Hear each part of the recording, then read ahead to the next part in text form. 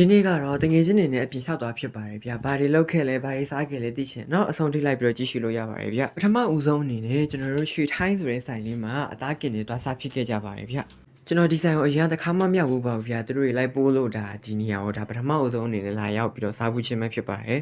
ပထမဆုံးစားဖို့ချင်းဆိုရင်မဲဒီဆိုင်ကိုကျွန်တော်ဆက်စားဖို့ချင်းပဲကြိုက်သွားပြီပေါ့နော်။ဘာလို့လဲဆိုစားတောက်တွေကအရသာလည်းကောင်းတယ်အချင်းရည်တွေကလည်းအရသာကျွန်တော်ရှာအတွက်တော့ကောင်းတယ်ပေါ့နော်။ပြီးတော့ဒီဆိုင်ရဲ့အပြင်စင်လေးကိုလည်းကျွန်တော်တဘောကြတယ်ဝင်ပေါက်ဆိုပိုတော့မိုက်တယ်ပေါ့နော်။သူကအပင်တွေအများကြီးနဲ့လုပ်ပေးထားတာဆိုတော့ကျွန်တော်အပင်ကြိုက်တယ်လေနော်။အပင်တွေကလေထုကိုလည်းတန့်စင်စေတယ်အောက်ဆီဂျင်လည်းပေးတယ်ပြီးတော့မျက်လုံးလည်းစိမ့်တယ်ပေါ့နော်မျက်လုံးအေးတယ်ပေါ့နော်ဒါကြောင့်နောက်တစ်ခုကဒီလိုမျိုးတငယ်ချင်းတွေနဲ့ quality ထိုင်းလေးကိုအတူတူကုံဆုံးရပါပေါ့နော်စကားလေးတပြောနဲ့ရီမောမောနဲ့ဟိုเจ้าဒီเจ้าလေးပြောရင်းနဲ့တော်တော်လေးကိုပြောဖို့ကောင်းပါတယ်ဗျစားပြီးတောက်ပြီးနောက်ဘိုက်က EB အစ်လာမလို့လမ်းလျှောက်ကြရအောင်လို့ကျွန်တော်တငယ်ချင်းတွေကိုအကြံပေးလိုက်ပြီးတော့အရှိမရှိတဲ့ဒီစားတောက်ဆိုင်ရဲ့အရှိမလေးပဲရှိတဲ့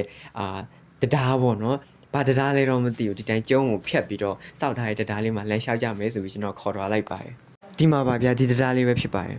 တရားမှာတော့လူကြီးတချို့နဲ့ကလေးတချို့ကတော့ငါးဖမ်းနေကြပါတယ်ဗျကျွန်တော်မမိပါသေးရဲ့ဒီလိုကျုံးတွေထဲမှာငါးရှိတယ်ဆိုတော့ကျွန်တော်တော်တော်အံ့ဩရခဲ့တာပေါ့ကျွန်တော်ငယ်ရထင်ခဲ့တာမြစ်တွေချောင်းတွေမှာပဲငါးရှိတယ်လို့ထင်ခဲ့ရလေနော်မယုံမရှိပါနဲ့ကျွန်တော်တောင်ငူမျိုးကကန်နေထဲမှာလိတ်တော်မြင်မှုပါတယ်လို့ဘဒူလာထည့်ထားရလဲတော့မသိဘူးအခုကတော့သူများတွေအငင်းခုန်ဖြစ်နေတာကိုကြည့်မှာဖြစ်ပါတယ်ဂေကိုအာပါတရားနဲ့ချင်းဟန်လက်ဟန်တွေအပြည့်နဲ့ပေါ့နော်လုံးဝ debate လုပ်နေကြဖြစ်ပါတယ်ကြည့်လိုက်ကြပါကိုယ်တိုင်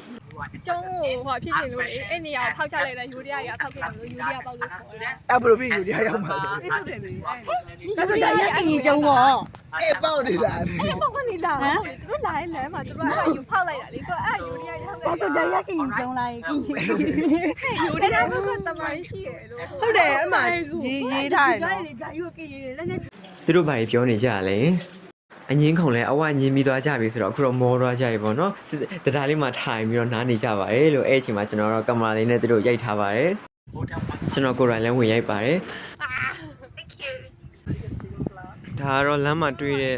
အင်ချီရမဲလေးဖြစ်ပါတယ်အရန်တနာဖို့ကောင်းတော့ပဲ၄ယောက်စလုံးတော်တယ်လို့ဗမင်းတို့မိကတိဆောက်ကြမယ်တရားမှာပေါ်တော်လို့လို့ရသွားပြီဆိုတော့အခုတော့ပန်းချံကိုသွားကြမှာဖြစ်ပါတယ်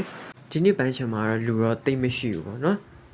ကောင်းတယ်ပေါ့နော်လူအများကြီးရှေ့ကြီးနဲ့လည်းမဟုတ်ဘူးရာသီဥတုကလည်းအရန်မပူဘူးအရန်လည်းမအေးဘူးမိုးလည်းအရန်အုပ်နေမှာမဟုတ်နေလည်းတအားပူနေမှာမဟုတ်ဘဲနဲ့အဆင်ပြေရပေါ့နော် perfect အနေထားပေါ့ပျော်လာရတာတော့